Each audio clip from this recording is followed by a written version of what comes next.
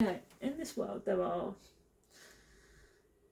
two specific types of personality: introverts and extroverts. And when we think about introverts, we think about homebodies who don't socialise and don't go anywhere.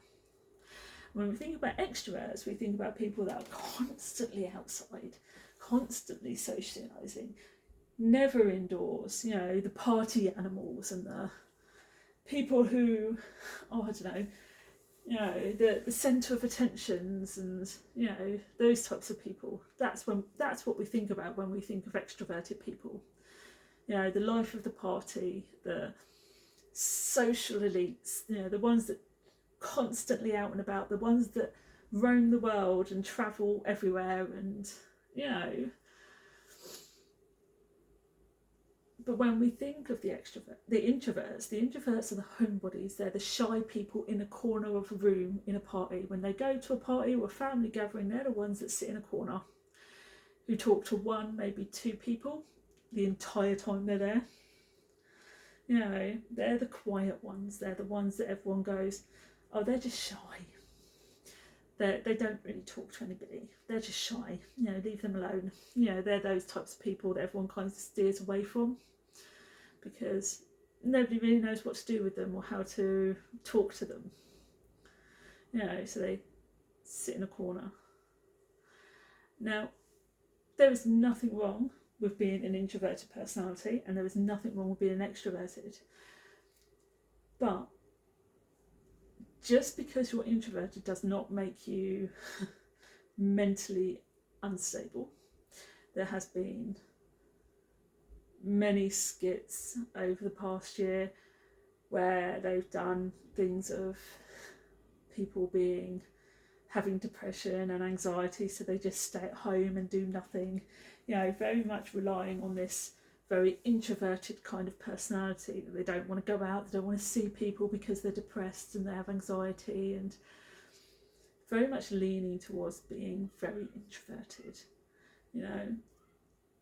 But if it's not who they are naturally and they have a mental health issue, people will notice a massive difference or a massive change in them, and they will help them and they will get the help they need, realistically. Because there'll be enough support out there to help whoever they are to get back on track and to feel normal again, or as normal as they can, because we know it's not a quick fix.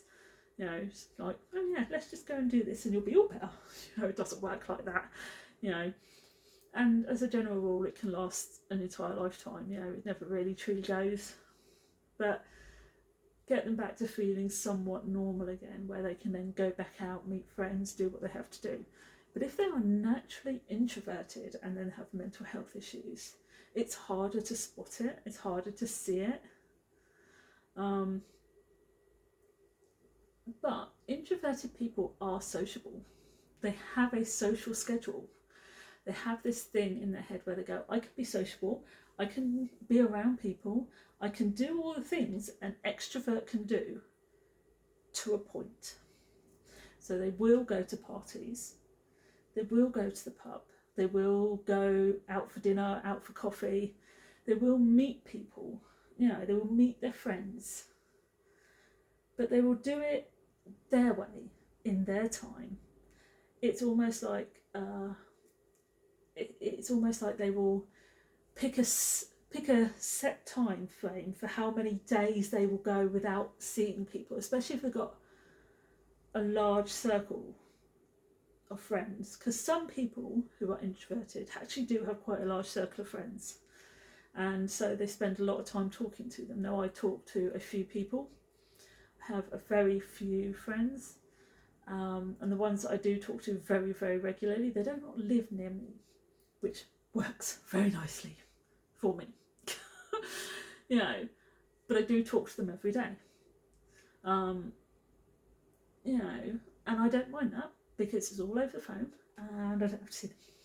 But the actual thought of them just turning up on my doorstep, there was this concept that they were just going to turn, oh, we might come round, oh, you never know, we might just pop round.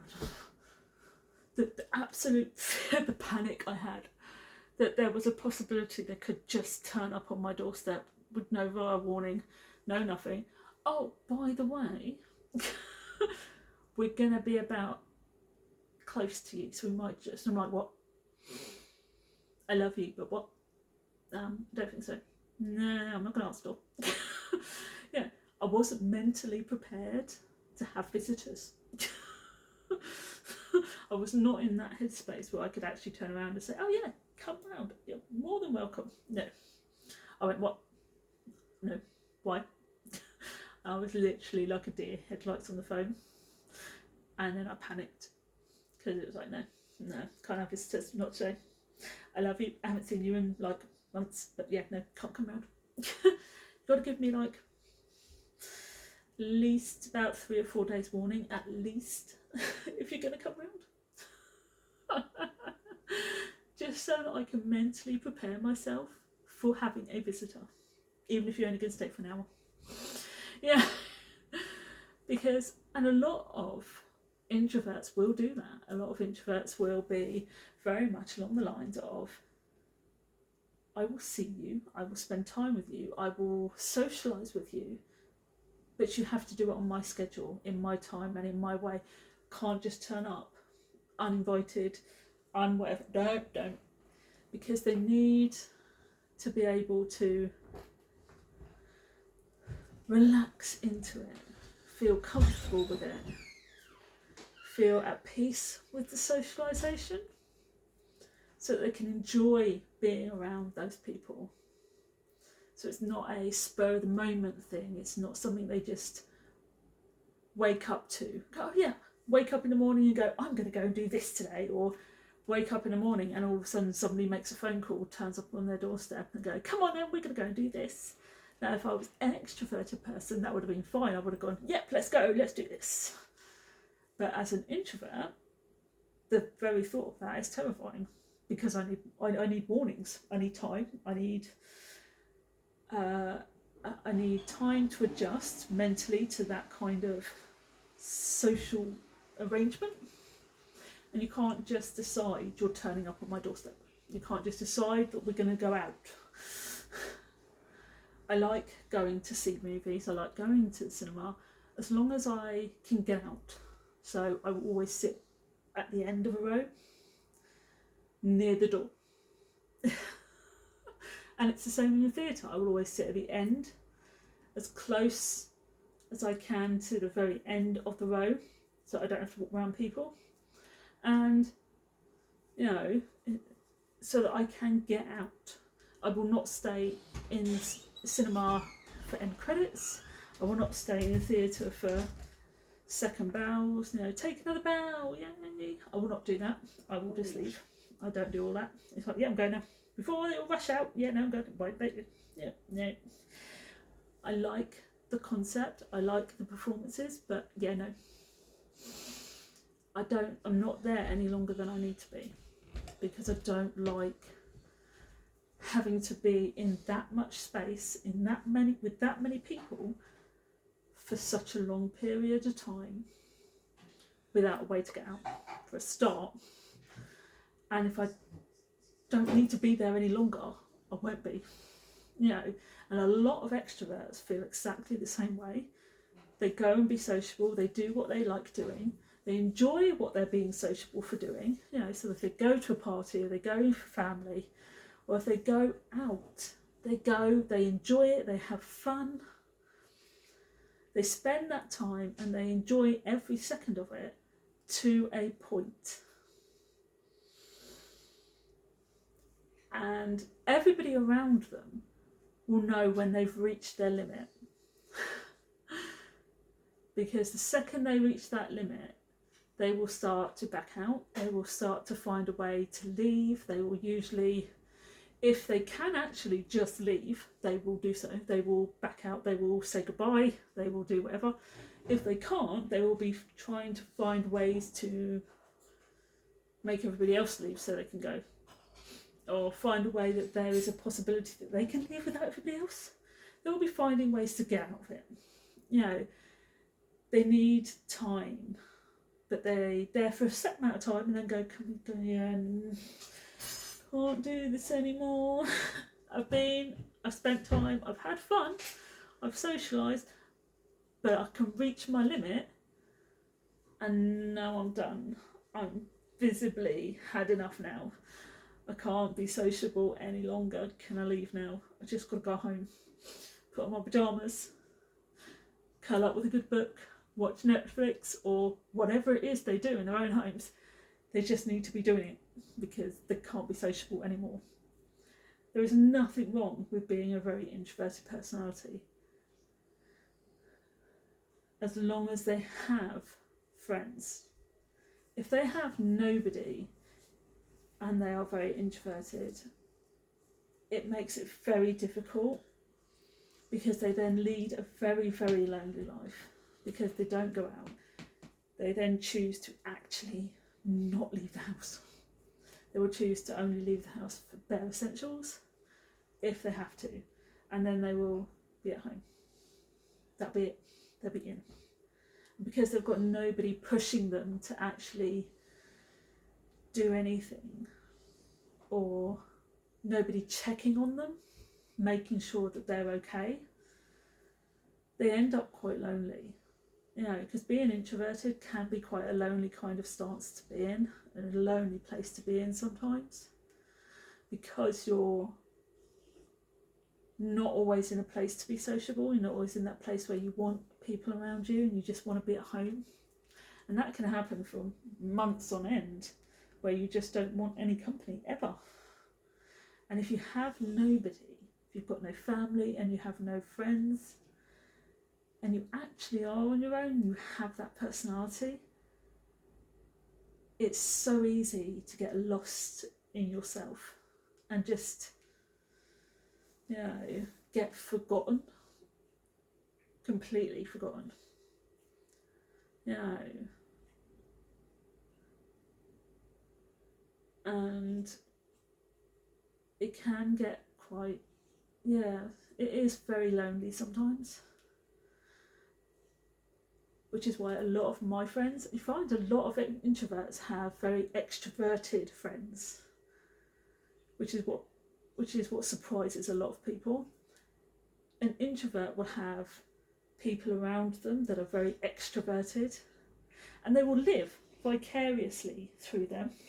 They actually will, listening to their stories, listening to what they've been up to, listening to how they've done and what they've done, and, you know, their entire life. They love it. You know, it's fun, it's interesting, you know, you get different stories, different things, different people that they've met. You know, somewhere along the line you might meet a new friend too, because you're going to their things and you're all mixing with their social groups, you know, and then you meet a new friend, you know, and every once in a while you meet a new introverted friend that you speak to on the phone. You know, and it's quite a nice mix, but most of them, a lot of introverts, their friends, their main group of friends are extreme extroverts who enjoy being social and doing a lot of different things, because introverts enjoy listening to what other people do and how they live and what they're up to and crazy stuff they're getting up to and what they've seen and the people they've met. You know, it is actually quite amazing what we listen to and what we hear about from others. You know, but yeah. So although the extroverted personalities go off and they have their adventures, you know, they travel, they go to parties, they go down a pub, they go to the meeting coffee shops, they meet all the people around, they do everything. And then they come back and they tell me all about it. And they tell all their introverted friends, they tell them all about it. You know, so they go camping, they go on all the holidays, they go and do everything, you know, all the things that introverted people are either too afraid to do or too insecure to do, or just don't want to do because they don't want to leave the house. Yeah. Which is usually more to the point. Yeah. You know, and then you get to hear all about it, and you just sit there and go, well, I'd love to do that, but then I'd have to handle and deal with those people and be around that a lot of people and deal with that. Yeah, I don't want to do that. And it kind of gets off-putting. But you enjoy listening to it, which is kind of awesome. You know, so yeah, although there is nothing wrong with being an introvert, if you're not careful, you can end up leading quite a lonely life. But at the same time, if you are lucky enough to have those friends, you will always find that there is a set of extremely extroverted people around them who will, one, keep an eye on them, make sure they socialise every once in a while, and two, tell them all about their lives, keep them informed of everything that's going on around them. Yeah. So that one, they don't feel like they're being left out, and two, that they're not feeling so alone, and three, that they understand that people care about them. You know, I mean, my partner is extremely sociable. He is so sociable, it's unreal. He goes off, he does whatever. It's like, whatever, I'm staying here, I'm not going anywhere, me, I'm staying. He goes off, he does whatever he wants, and then he comes back and tells me all about it. It's great. You know, my closest friends, they are extremely sociable. And my sisters, all of my sisters are extremely sociable. I'm the only introvert in my family. You know. So, yeah. And, well, no, I'm not. One of my younger sisters, she's quite introverted. But yeah, there are two of us. Out of the six of us, there are two of us that are quite introverted. The rest of us, completely sociable. It's like, wow.